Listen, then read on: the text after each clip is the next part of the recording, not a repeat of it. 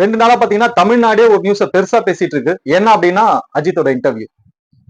AK இன்டர்வியூன்றது ரொம்ப rare. அவர் பல வருஷங்களுக்கு முன்னாடி இன்டர்வியூ கொடுத்தாரு. அதுக்கப்புறம் இன்டர்வியூ கொடுக்கல. அதுக்கப்புறமா இப்போ இந்த ரேஸ்க்கெல்லாம் போக ஆரம்பிச்ச பிறகு ஏற்கனவே ஒரு இன்டர்வியூ கொடுத்திருந்தாரு. ரொம்ப சிம்பிளா இருந்தது அது. ஆனா இது ரொம்ப வைரலான இன்டர்வியூவா மாறி இருக்கு. ஏன்னா அவர் பேசின விஷயங்கள் அப்படி. நிறைய விஷயங்கள் பேசி இருக்கிறாரு.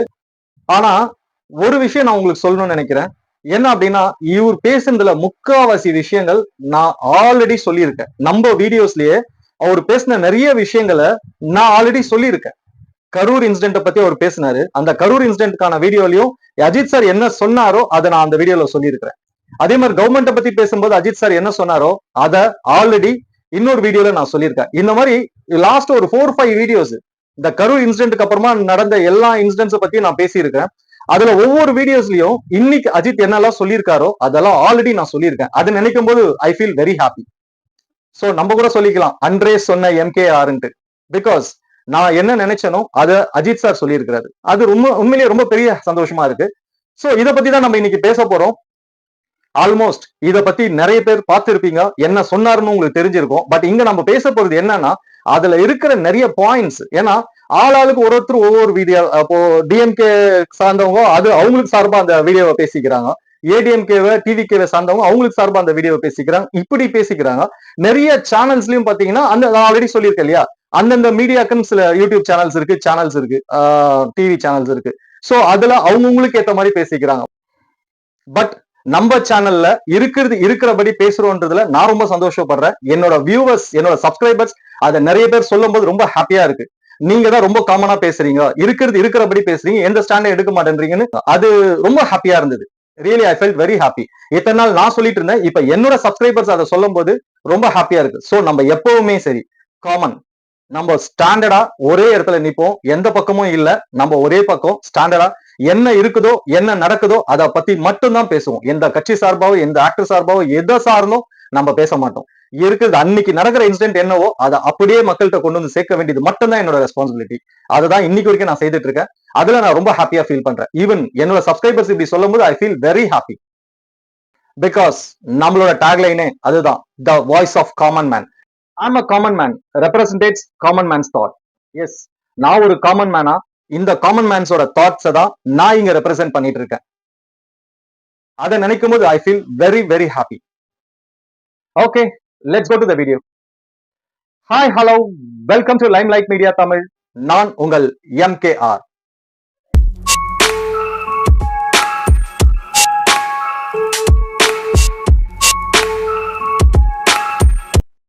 நம்ம எப்பவுமே சரிங்க, ரொம்ப காமனா இருக்கிறத மட்டுமே பேசணும்னு நினைக்கிறேன். அப்படிதான் இந்த வீடியோலயும் நான் பேச போறது எந்த சார்பாவும் இருக்காது, யார் சார்பாவும் இருக்காது. நம்ம காமன் மேன் டீம்ல இருக்க ஒவ்வொரு காமன் மேனுக்கும் hi, you are most welcome and really really I love you a lot. என்ன யோசிக்கிறீங்க?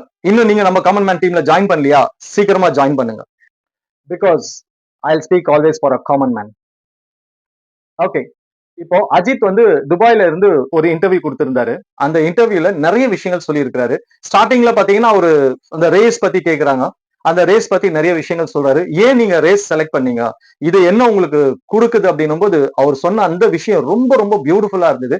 ஒவ்வொரு மனுஷனும் அந்த மாதிரி ஏதாவது ஒரு விஷயத்த மூவ் ஆன் பண்ணணும், புஷ் அப் பண்ணணும்னு தோணும். கண்டிப்பா அப்படி ஒரு விஷயத்த சொன்னாரு. என்ன அப்படின்னா, இது வந்து என்ன அடுத்த லெவலுக்கு கொண்டு போகும் நம்பினேன். அது அடுத்த லெவலுக்கு என்ன கொண்டு போயிருக்கு. என்ன நான் எப்பவுமே எங்கேஜாவும் பிஸியாவும் வச்சுக்கணும், ஒரே இடத்துல இருக்கக்கூடாது. அடுத்த லெவலுக்கு நம்ம மூவ் ஆன் பண்ணணும். அந்த மாதிரி நம்ம எதிரையாவது கான்சென்ட்ரேட் பண்ணி அதுல நம்ம ஈடுபாடோட இருந்தோம்னா அது நம்ம ஆட்டோமேட்டிக்கா அடுத்த லெவலுக்கு கொண்டு போவோம் அப்படின்னு சொன்னார். அந்த விஷயம் உண்மையிலேயே ரொம்ப ரொம்ப சூப்பரா இருந்தது. It's fact also. நீங்க இப்போ ஒரு ஒர்க் பண்றீங்க, இல்ல ஏதாவது ஒரு பிசினஸ் பண்றீங்க, அதுல மட்டுமே இல்லாம நம்ம அதுலயே நின்றுடக்கூடாது இல்லையா? அடுத்த லெவலுக்கு எங்கேயாவது கொண்டு போகணும். நம்மளோட லைஃபையும் நம்மளையும் அடுத்த லெவலுக்கு கொண்டு போகும்போது தான் லைஃபும் ஒரு இன்ட்ரெஸ்டிங்கா இருக்கும். நம்மளுக்கும் வந்து நம்மளும் பிஸியா இருப்போம். எப்பவுமே பிஸியா இருக்கணுங்க. பிஸியா இருந்தா நம்ம ரொம்ப எங்காவும் இருப்போம். ரொம்ப ரொம்ப எப்படி சொல்றது, லைஃப் ரொம்ப இன்ட்ரெஸ்டிங்கா இருக்கும். அதுதான் வந்து அஜித் சார் அதுல சொல்லியிருக்காரு. அது ஒவ்வொருத்தருமே அதை நம்ம ஃபாலோ பண்ணனா really life will be great and good. அதை மென்ஷன் பண்ணார். அடுத்தது அவர் சொன்ன இன்னொரு விஷயம், நான் ஃபெமிலியரா இருக்கிறதால எனக்கு ஏதாவது ஒரு ஆக்சிடென்ட் ஆகுது, இல்ல நான் ஏதாவது கப் வின் பண்றேன், ஏதாவது நான் காம்படிஷன்ல வின் பண்றேன்னா அது ரொம்ப பெருசா பேசுறாங்க, ரொம்ப பெருசா தெரியுது வெளியே.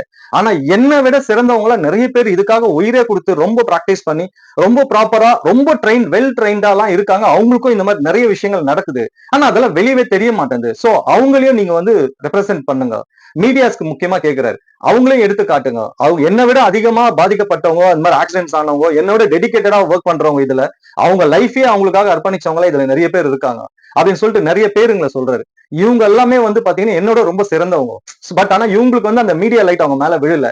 நான் ஃபெமிலியரா இருக்கிறதுல எனக்கு அந்த மீடியா லைட் விழுது, அவங்களுக்கு எல்லாம் இல்ல. இனிமே அட்லீஸ்ட் இனிமேவாவது அவங்களையும் ஃபோக்கஸ் பண்ணுங்க அப்படின்ற விஷயத்தையும் அவர் வந்து மென்ஷன் பண்றாரு. அது அடுத்தவங்களுக்காக அடுத்தவங்களும் நம்மள மாதிரி நல்லா வரணும், அவங்க மேல அந்த ஃபோக்கஸ் இல்லையேன்னு நினைக்கிறதே வந்து ஒரு பெரிய மனசு இல்லையா? அதை அவர் பண்ணியிருக்கிறார். அண்ட் தென் அவங்க ஒய்ஃபுக்கும் ஃபேமிலிக்கும் அவர் ரொம்ப பெருசா தேங்க்ஸ் சொல்றாரு. அவர் ரொம்ப கிரெடிட்ஸ் கொடுக்கறதே வந்து ஷாலினி மேடம்க்கு. எனக்கு வந்து என்ன மாதிரி ஒரு பர்சனை வந்து டாலரேட் பண்ணி இந்த லைஃபை இப்படி கொண்டு போறது வந்து சாதாரண விஷயமே கிடையாது. பிகாஸ் நான் ஒய்ஃபோடையோ இல்ல ஃபேமிலியோட குழந்தைங்களோட டைம் ஸ்பெண்ட் பண்ணது ரொம்ப ரொம்ப கம்மி. அதெல்லாம் புரிஞ்சுக்கிட்டு என்னோட விஷயம் என்னன்றது தெரிஞ்சுக்கிட்டு அதுக்கேற்ற மாதிரி அவங்களும் வந்து நம்ம ஃபேமிலியும் மெயின்டைன் பண்ணிட்டு என்னையும் மெயின்டைன் பண்ணிட்டு குழந்தையும் மெயின்டைன் பண்ணிட்டு கொண்டு போறாங்க. எனக்கு கிட்டத்தட்ட 29 இன்ஜுரிஸ் ஆயிருக்கு, ஐ மீன் ஆபரேஷன்ஸ் ஆயிருக்கு. ஆனா இது எல்லாமே அப்ப நான் எவ்வளவு பெருசா நான் கம் அக்ராஸ் பண்ணி வந்திருக்கணும். பட் இதுக்கெல்லாம் எனக்கு துணையா நின்னது என்னோட ஒய்ஃப் ஷாலினி தான். அவங்களுக்கு மொத்த கிரெடிட்ஸும் நான் அவங்களுக்கு கொடுக்கணும். ஒய்ஃபை வந்து ரொம்ப பிரைஸ் பண்றாரு. உண்மையிலேயே அது ரொம்ப முக்கியமா. அந்த ஒவ்வொரு ஹியூமன் பீயிங்க்குமே ஒய்ஃப்ன்றது ரொம்ப ஒரு பெரிய பேக் போன். அம்மா அப்பாவுக்கு அப்புறமா ஒய்ஃப் தான், அதுக்கப்புறமா தான் பசங்க கூட. சோ அந்த ஒய்ஃபை ஈச் அண்ட் எவ்ரி ஹியூமனும் ஒரு ஒரு மென்னுமே வந்து அவங்கள ரெஸ்பெக்ட் பண்ணணுன்றது ரொம்ப முக்கியமான ஒரு விஷயம். அதான் அவர் இங்க இன்சிஸ்ட் பண்றாரு. சோ ஒவ்வொரு ஹியூமன் பீயிங்க்குமே ஒரு ஒரு மென்னுமே அவங்களோட ஒய்ஃபை ரெஸ்பெக்ட் பண்ணும்போது அந்த லைஃபே ஒரு கலர்ஃபுல்லாவும் ரொம்ப ஒரு லவபிள் லைஃபா மாறும்ன்றது உண்மை. அதை அவர் ரொம்ப கிளியரா சொல்லியிருக்காரு. அதை நம்மளும் ஃபாலோ பண்ணோம்னா நிச்சயமா நம்ம லைஃபும் கலர்ஃபுல்லா இருக்கும்ன்றதுல எந்த டவுட்டுமே இல்லை. அண்ட் இதெல்லாம் ரொம்ப பெருசு இல்லைங்க. அதுக்கப்புறமா அவர் கொடுத்த ஒவ்வொரு அறை இருக்கு பாத்தீங்களா, ஸ்லாப்ஸ் தான். மீடியாவுக்கும் ஸ்லாப்ஸ், பப்ளிக்கும் ஸ்லாப்ஸ், ஈவன் ஃபேன்ஸை கூட விட்டு வைக்கல, ஃபேன்ஸுக்கும் ஸ்லாப்ஸ். ஈவன் ஒவ்வொரு காமன் மேனுக்குமே சில ஸ்லாப்ஸ் கொடுத்திருக்கிறாரு, அதாவது அரைஞ்சிருக்கிறாரு வார்த்தையால. அதெல்லாம் நம்ம யோசிச்சோம்னா, அதெல்லாம் நம்ம ஃபாலோ பண்ணோம்னா நிச்சயமா செலிபிரிட்டிஸ் மட்டும் இல்ல, அவங்கள ஃபாலோ பண்ற ஒவ்வொரு ஃபேன்ஸுமே கூட அவங்க லைஃப் நல்லா இருக்கும்ன்றது 100% உண்மை. ஹேட்ஸ் ஆஃப் அவர் சொன்ன அந்த விஷயங்கள் என்னன்னா, முக்கியமா அவர் சொல்றது சினிமான்றது ஒரு என்டர்டைன்மெண்ட். அத இது வந்து ஃபேன்ஸ்க்கு சொல்றாரு அவர். சினிமான்றது ஒரு என்டர்டைன்மெண்ட். அத ஃபேன்ஸ் வந்து ஒரு என்டர்டைன்மெண்டா மட்டுமே வச்சுக்காங்க. அதையே வர்ஷிப் பண்றீங்க. யாருமே நீங்க வர்ஷிப் பண்ண வேண்டிய அவசியம் இல்ல. நீங்க வந்து காசு கொடுக்குறீங்க, நாங்க நல்லா இருக்கிறோம், எங்க படத்தை நீங்க பாக்குறதால தான் நாங்க ரொம்ப நல்லா இருக்கிறோம், ஹாப்பியா இருக்கிறோம். இந்த மாதிரி லைஃப், எங்க லைஃப் ஸ்டைலே இவ்வளவு லக்ஸரியா, ரொம்ப ராயலா, ரொம்ப ஹாப்பியா இருக்கு. ஆனா எங்களை வாழ வைக்கிற நீங்க எப்படி இருக்கிறீங்க யோசிச்சீங்களா? இல்லையே. அதை யோசிக்கணும். அவங்க ஃபேன்ஸ் வந்து வர்ஷிப் பண்றதை விடுங்க ஃபர்ஸ்ட். அது ரொம்ப ரொம்ப தப்பான ஒரு விஷயம். சோ உங்க லைஃப நீங்க பாருங்க. நாங்க உங்களுக்கு என்ன பண்றோம்? நாங்க நடிக்கிறோம், டெடிகேட்டடா நடிக்கிறோம். நடிக்கும் போது எவ்வளவோ ஆக்சிடென்ட்ஸ் ஆகுது, ரொம்ப தூக்கங்க கெடுறோம், ஃபேமிலியை விடுறோம், பல ஊருங்களுக்கு போறோம். இதெல்லாமே ஃபேமிலியை விட்டுட்டு தான் போறோம். சோ இதெல்லாமே நாங்க யாருக்காக பண்றோம்? நாங்க ஸ்டன்ஸ் பண்ணும்போதோ இல்ல ஏதாவது ஆக்ஷன் சீக்வன்ஸ் பண்ணும்போதோ எங்களுக்கு நிறைய இன்ஜுரிஸ் ஆகுது. சோ இதெல்லாமே நாங்க ஏன் பண்றோம்? என்னோட ஃபேன்ஸ்க்காக தான். எங்களோட ஃபேன்ஸ், நான் எனக்கு மட்டும் சொல்லல, என்ன மாதிரி இருக்கிற ஒவ்வொரு ஆக்டர்ஸ்க்காக நான் சொல்லிட்டு இருக்கிறேன். இவங்களுக்காக தான், ஃபேன்ஸ்க்காக தான் இதெல்லாம் நாங்க பண்றோம். வேற யாருக்காக பண்றோம்? அப்போ நாங்க உங்களுக்காக இதை பண்றோம், நீங்க எங்களுக்காக எங்களுக்கு காசை கொடுத்து படம் பாக்குறீங்க. சோ அதெல்லாம் விட்டுருங்க போதும். அதுக்கப்புறம் உங்க லைஃப நீங்க பாருங்க. அது கண்டிப்பா நீங்க ஒவ்வொரு ஃபேன்ஸுமே கண்டிப்பா ஃபாலோ பண்ணாங்கன்னா ரொம்ப ஹாப்பியா இருக்கும் அப்படின்ற விஷயத்தையும் அவர் மென்ஷன் பண்றாரு. முக்கியமா இன்னொரு விஷயத்த சொல்றாரு. இந்த கார்ல போகும்போது டூ வீலர்ஸ்ல சேஸ் பண்றது, அதுவும் 4-5 பேரா வந்து சேஸ் பண்றது, நான் சம்டைம்ஸ் என் கார் மேலேயே வந்து விழுறாங்க, சம்டைம்ஸ் பக்கத்துல போற வண்டிங்க மேல போய் விழுறாங்க, அவங்களுக்கு கஷ்டம், சம்பந்தமே இல்லாம அவங்க கஷ்டப்படுறாங்க. கொஞ்சம் யோசிக்கிறாங்களா அவங்க? நாம சில பேர் வந்து காருக்கு முன்னாடி வந்து வண்டியை நிறுத்திட்டு அதுக்கப்புறமா இறங்குங்க, நாங்க செல்ஃபி எடுக்கணும், இல்ல காரை கண்ணாடி இறக்குங்க, நாங்க செல்ஃபி எடுக்கணும்னு சொல்றாங்க. இதெல்லாமே ரொம்ப கஷ்டமா இருக்குது. ஏன்னா பின்னாடி என் வண்டிக்கு பின்னாடி அப்ப எத்தனை வண்டி நிக்கும்? இந்த இன்சிடென்ட்ஸ் எல்லாம் நடக்கும்போது கொஞ்சம் யோசிச்சு பாத்தீங்களா, பின்னாடி எத்தனை வண்டி நிக்கும்? அதுல எத்தனை பேர் ஆஃபீஸ்க்கு போக வேண்டியதா இருக்கும் டைமுக்கு, சில பேர் ஏதாவது மீட்டிங்க்கு டைமுக்கு போக வேண்டியதா இருக்கும், ஸ்கூலுக்கு போக வேண்டியதா இருக்கும், டெலிவரி போக வேண்டியதா இருக்கும். இந்த மாதிரி நிறைய ரீசன்ஸ் இருக்கு.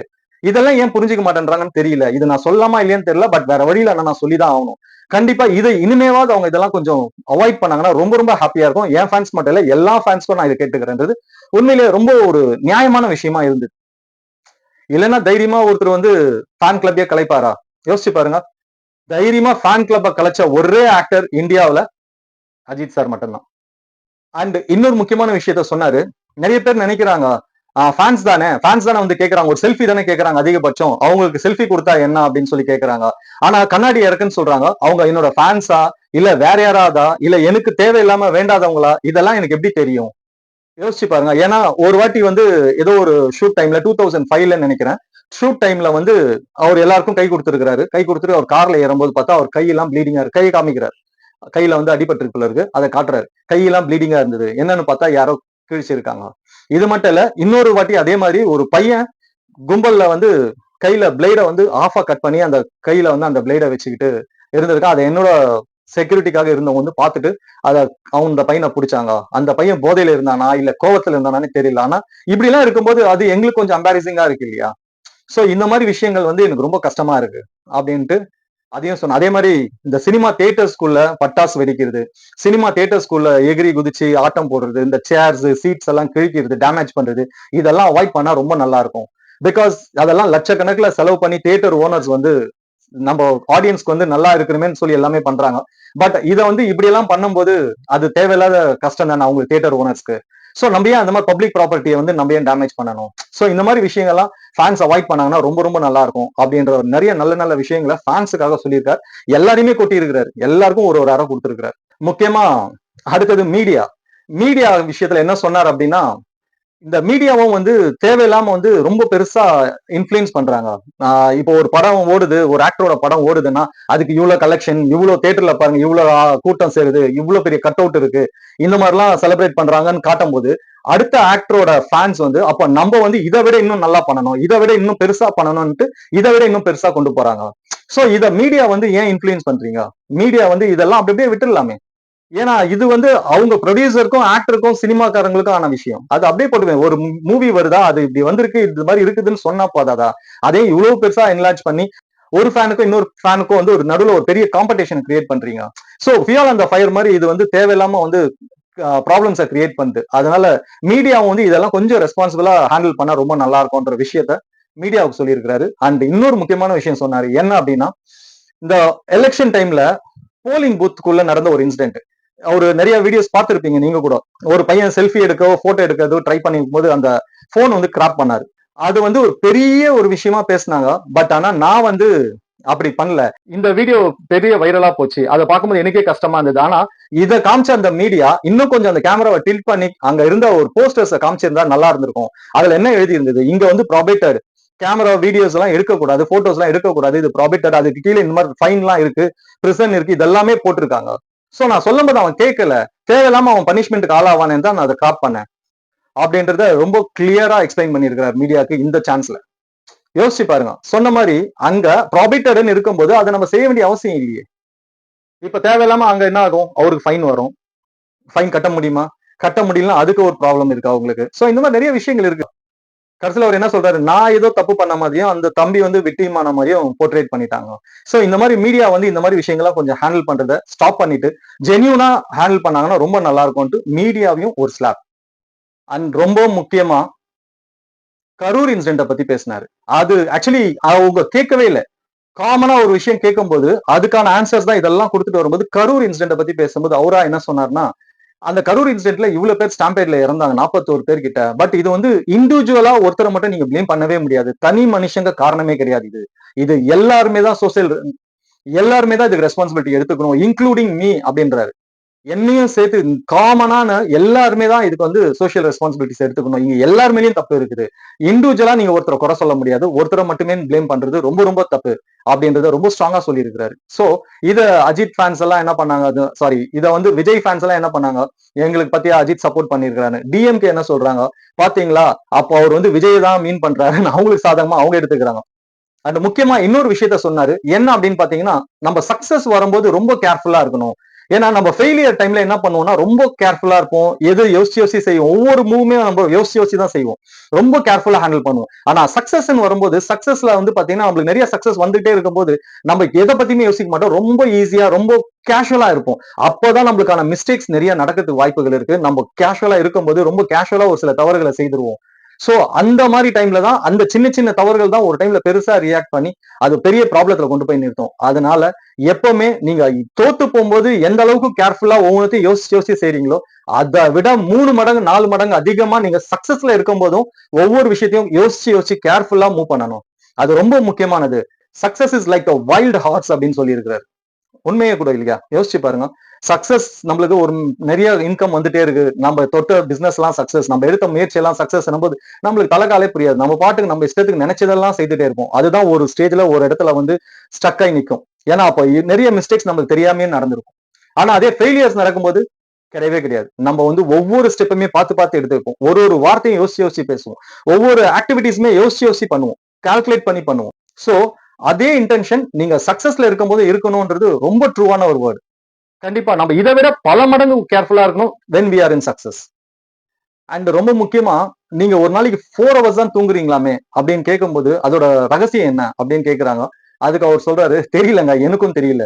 நானும் அதை நிறைய வாட்டி நானும் யோசிச்சிருக்கிறேன். நான் ஈவன் இந்த இன்டர்வியூக்கு வரதுக்கு முன்னாடி நாள் கூட 2 hours தான் தூங்கி இருக்கேன். பிகாஸ் நிறைய நான் ஹார்ட் ஒர்க் பண்ண வேண்டியது இருக்கு, நிறைய யோசிக்க வேண்டியது இருக்கு, ஒவ்வொன்றும் நிறைய பிளான் பண்ண வேண்டியது இருக்கு. ஏன்னா இந்த ரேஸ்ன்றது சாதாரண விஷயம், இட்ஸ் வெரி காஸ்ட்லி.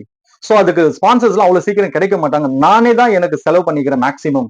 முடிஞ்ச வரைக்கும் எனக்கு தேவையான இந்த ரேஸ் சம்பந்தமா தேவையான விஷயங்கள் எல்லாம் எனக்கு நானே தான் பண்ணிக்கிறேன். ஸ்பான்சர்ஸ்ன்றது ரொம்ப கம்மி. ஏன் ஸ்பான்சர்ஸ் கிடைக்கிறாங்க, பட் ஏன் நான் வந்து அதை யூட்டிலைஸ் பண்ணிக்கலன்னா அவங்க ஒரு பிராண்ட் அம்பாசிடரா மாற சொல்றாங்க. சோ அது எனக்கு இன்ட்ரெஸ்ட் இல்ல. அதனால முடிஞ்ச வரைக்கும் இதுல வந்து எனக்கு தேவையான விஷயங்களை நானே பிளான் பண்ணி தான் எல்லாத்தையும் பண்ணிக்கிறேன். அதனால நான் நிறைய யோசிக்க வேண்டியது இருக்கு, நிறைய ஹார்ட் ஒர்க் பண்ண வேண்டியது இருக்கு. அதனால என்னோட தூக்கம் வந்து ரொம்ப கம்மியாகுது. சோ இந்த மேஜிக் எப்படி நடக்குதுன்னு எனக்கே தெரியல. Thanks to universe and thanks to god அப்படின்னு சொல்லி இருக்கிறாரு. அண்ட் ஈவன் இன்னொரு விஷயமும் சொன்னாரு. அவரு சினிமால நடிக்கும் போது இப்ப கொஞ்ச நாளா வந்து மேக்கப்பே பண்ணிக்கிறது இல்ல அப்படின்றாரு. அது உண்மையிலேயே யோசிக்க வேண்டிய விஷயம் இல்ல. மேக்கப்பே இல்லாம ஒரு ஹீரோ வந்து கேமரா முன்னாடி நிக்கிறாருன்னா இட்ஸ் கிரேட் திங். சோ இது எல்லாமே என்ன சொல்ல வர்றாருன்னா, ஒரு தனி மனித ஒழுக்கன்றது ரொம்ப முக்கியம்.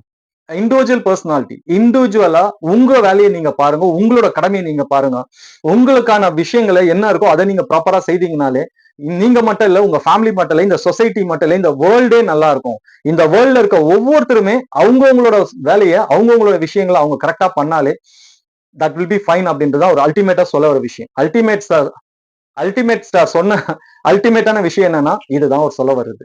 நீங்க இவ்வளவு ஃபெமிலியரா இருக்கீங்க, இவ்வளவு ஃபேமஸா இருக்கீங்க, இது உங்களுக்கு எந்த அளவுக்கு கம்ஃபர்டபுளா இருக்கு, நீங்க ஹாப்பியா ஃபீல் பண்றீங்களா போது, எஸ் அஃப்கோர்ஸ் நான் ரொம்ப ஃபெமிலியரா இருக்கிறதால நிறைய சம்பாதிக்கிறேன், நல்ல லக்ஸரியான லைஃப்ல இருக்கேன். பட் எந்த அளவுக்கு இந்த ஃபெமிலியர் ஃபேம் வந்து எனக்கு நிறைய கொடுக்குதோ அதுக்கு அதிகமா வந்து என்னோட இண்டிவிஜுவாலிட்டி, என்னோட ஃப்ரீடமையும் வந்து எடுத்துக்குது. ஈவன் என் குழந்தைங்களை கூப்பிட்டுட்டு என்னால எங்கேயுமே வெளியே போக முடியல.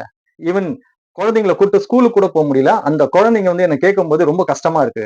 அப்ப நீங்க எப்ப எங்களை வந்து மத்த பேரண்ட்ஸ் மாதிரி, மத்த ஃபாதர்ஸ் மாதிரி எங்க கூட வெளியே ஜாலியா போறது வருது, எங்களை ஸ்கூலுக்கு கூப்பிட்டு போறதால எப்பப்பா நடக்கும் அப்படின்னு கேட்கும்போது ரொம்ப ஹர்ட்டிங்கா இருக்கு, ரொம்ப ஃபீலிங்கா இருக்கு. இது வந்து நான் அப்படியே போனாலும் நான் 1 or 2 days போறேன்னா தேர்ட் டே வந்து அந்த டைமை தெரிஞ்சுக்கிட்டு கரெக்டா அங்க ஒரு பப்ளிக் வந்துடுறாங்க, அங்க ஃபேன்ஸ் வராங்க. அஃப்கோர்ஸ் அவங்க ஃபேன்ஸ் தான் இல்லைன்னு சொல்லல. பட் எங்களுக்கான பிரைவேட் ஸ்பேஸும் கொஞ்சம் கொடுத்தாங்கன்னா ரொம்ப ஹாப்பியா இருக்கும், ரொம்ப பெட்டரா இருக்கும்னு நினைக்கிறேன். அப்படின்ற அவரோட அந்த வருத்தத்தையும் அவர் மீன் பண்ணியிருக்கிறாரு. இந்த வீடியோவோட second part will continue tomorrow. நல்லதை யோசிப்போம், நல்லதை பேசுவோம், நல்லதை செய்வோம், நல்லதே நடக்கும். Bye. This is MKR signing out.